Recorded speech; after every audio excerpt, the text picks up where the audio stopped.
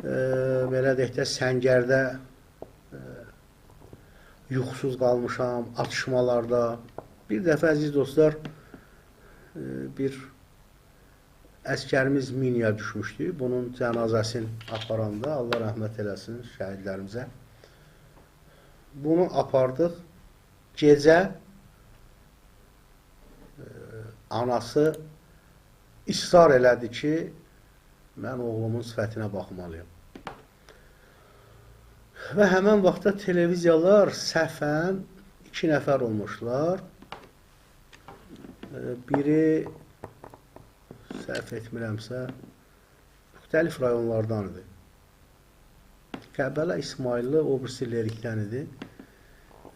Demək, televiziyalar, radiolar səhv vermişdi. Yaralını demişlər ki, rəhmətə gedib.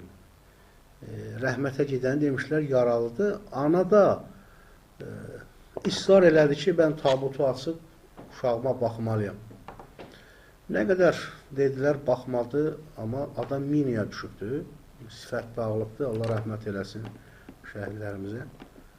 Ana, axşam saat deyim də sizə dostlar, mən səhər saat 5-də 2500 dəniz səviyyəsinə hündürlükdə Murovdan düşmüşəm aşağı və orada gətirmişik cənazəni. Mən 400 kilometr yol sürmüşdüm maşın, amma mən başqa öz maşınımla, şəxsi maşınımla gedirdim. İnan əziz dostlar, bəlkə də biz zabitlər ac idik. Yolda yemək dedilər, yeyək dedilmək yoxa ayıbdır. Orada tabutda şəhid, əskər cənazəsi var. Mən onun ruhundan utanıram. Acıq, amma davam edirik. Neçə kilometr yol getmişik. Dostlar, ana çox ısrarla dedi ki, bəs mən oğlumun açıb baxmalıyam tabutuna. Və açdı. İsrar edirdi, anadır. Açdı. Axşam tərəfi idi, 8.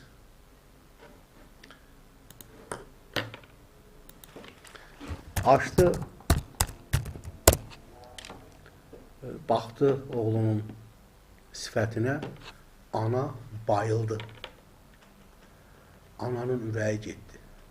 Və həmən ki gün ana səhərə qədər özünə gəlmədi. Bax, bilirsiniz, belə analar var, onun qardaşları var.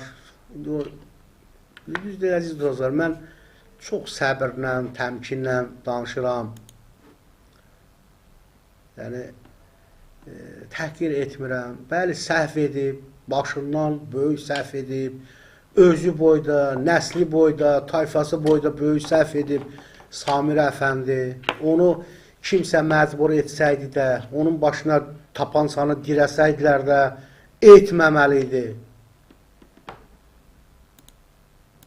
İndi dostlar, indi bir epizodda danışım. Demək, biz Səngərdə, təzə getmişəm mən Səngərə, bir Ceyhun adlı əskər itkin düşüb. Atası gəlib, korpus komandiri o vaxt Nizam Osmanov idi. Nizam Osmanov korpus komandiri idi. Həmin Ceyhun adlı əskərin atası düşmənlə 150-200 metr bizim postun məsafəsi vardı. Ceyhunun atası qışqırır. Ceyhun, oğlum, səsimə səs ver. Bir həftədə əskər yoxdur. Əskər çıxanda ağ bir iti vardı. O itilə çıxıb, üstündə bir mağazin olub, bir avtomat. Nə əskər var, nə avtomatı var, nə o it var, yoxdur. Bizim posta general Nizam Osmanov, general leytenant, indi çıxartdılar vəzifədən, çıxdı sərəncamdadır, bilmirəm, çıxartdılar. O müşayiət edirdi valideyni. Ata qışqırır, Ceyhun, oğlum, səsimə səs ver. Ermənilər də üzbəüz qışqırırdılar. O adamın adını çəkirdilər. Ceyhunun atasının. Ağzına gələn adlar deyirdilər. Mən eşidirdim, posta mən idim. Deyirdi ki, Qafur, mənəm, buradayam, ata, mənəm. Azərbaycan dilində, əziz dostlar, bizlər kimi danışırdı. Bax, o dərə idi, dərə. Post, İncəçay. Gülüstandan yuxarı. Bax, o kişinin, Ceyhunun atasının, itkin düşmüş əsgərin atasının, Ceyhun, oğlum, mənəm, səsimə səs ver, itkin düşmüş oğluna çağırışı və o dərədə əks-sadası hər gün mənim beynimdə əks-sada verir, əziz dostlar.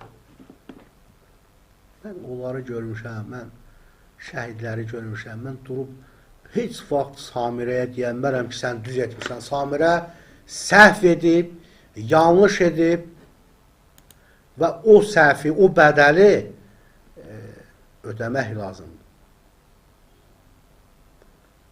Allah bütün şəhidlərimizə rəhmət eləsin. Hörmətli izləyicilər, sizlər nə yazırsınız? Qafqaz Qasalar bütün xanım və bəy izləyicimizi xoş gördük. Təşəkkürlər. Allah bütün şəhidlərimizə rəhmət eləsin. Ərəstun Məmişov yazır. Gəncəvi 88 yazır ki, Röya Aygünün davamçısı Samirə Səmra.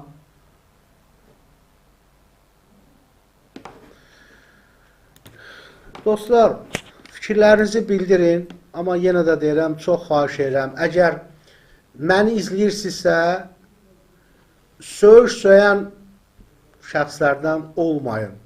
O səhv edə bilər. Tənqid edin. Mən elə tənqid edirəm ki, 100 söyüşü qoy bir tərəfə, mənim tənqidim ondan ağır gələr. Amma təhqir lazım deyil.